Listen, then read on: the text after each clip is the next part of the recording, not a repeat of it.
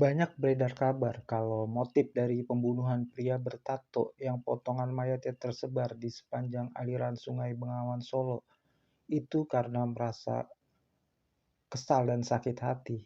Tapi apa benar itu motif sebenarnya? Ataukah pelaku sengaja berbohong saat ditanya polisi tentang motif pembunuhannya? Yang jelas, kalau motifnya merasa kesal dan sakit hati, pembunuhan itu harusnya terjadi secara spontan dan tidak terencana. Tapi ini pembunuhan yang dilakukan pelaku sangat terencana. Hal itu bisa dilihat dari betapa ahlinya pelaku membunuh korban hanya dengan menggunakan pipa besi. Kenyataannya tidak mudah membunuh orang hanya dengan memukul kepala dengan benda keras. Contohnya, ada kasus penyerangan ketua geng di sel penjara yang kepalanya dipukuli dengan balok kayu saat sedang tidur oleh 8 orang.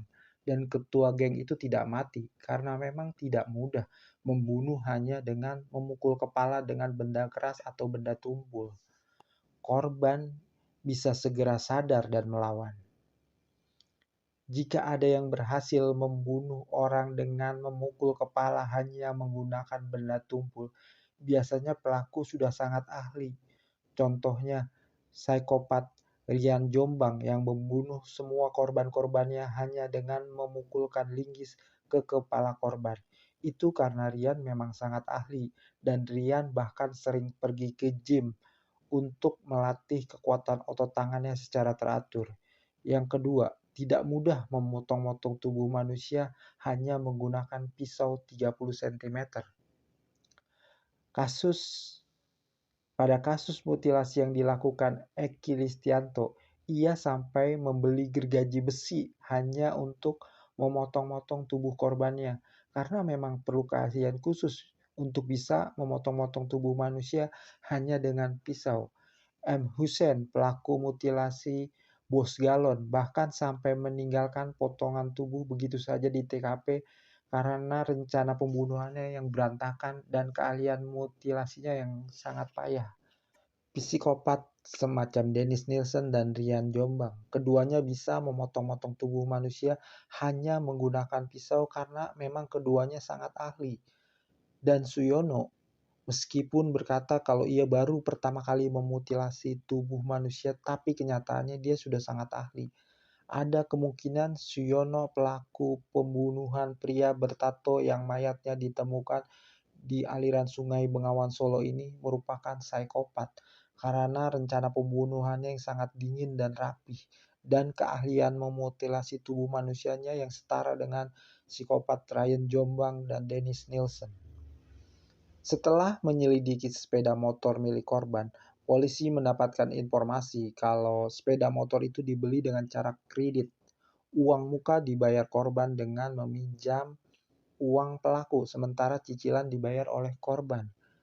Saat dibunuh, cicilan motor milik korban sudah lunas, dan saat ditangkap polisi, sepeda motor korban ada bersama pelaku. Jadi, pembunuhan korban sudah direncanakan untuk menguasai sepeda motor milik korban.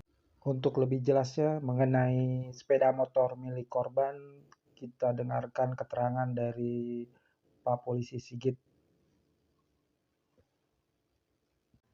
Jadi saya sampaikan dari Polres Sukoharjo dan Polda itu selalu koordinasi dan selalu kolaborasi, dan saat ini juga dari anggota dari Polda dengan dari Sukoharjo masih di lapangan, Mbak.